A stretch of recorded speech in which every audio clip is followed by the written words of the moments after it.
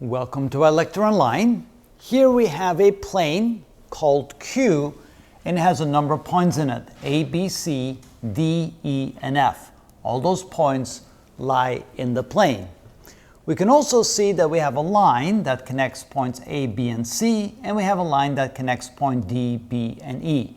And F is not associated with either one of those two lines. Now we have three postulates, postulate number 6, 7, and 8, which state that a line contains at least 2 points. If two lines intersect, their intersection is exactly 1 point, and through any three non-collinear points there exists exactly one plane containing those 3 points. So let's see here if we can associate these three postulates with our drawing. First of all, a line contains at least 2 points. We have two lines. Notice that the line here contains points D, B, and E, which is 3 points, which satisfies that postulate.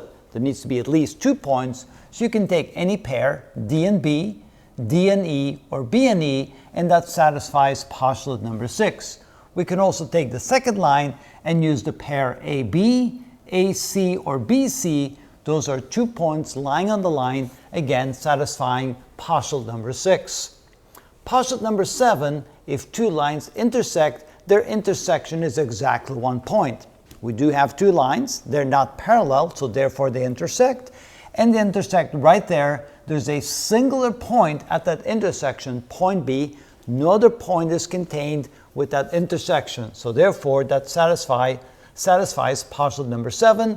If two lines intersect, their intersection is exactly 1 point, in this case point B.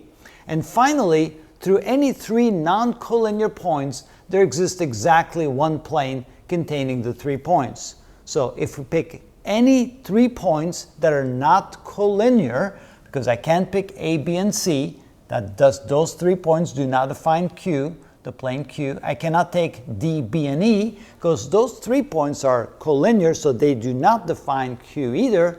But we can take, for example, F, A, and D, or A, B, and D, or B, C, and E. Any 3 points that are not collinear, they will define the plane Q. All those 3 sets of points that are non-collinear will be on the exact same plane and define that plane, satisfying postulate number 8.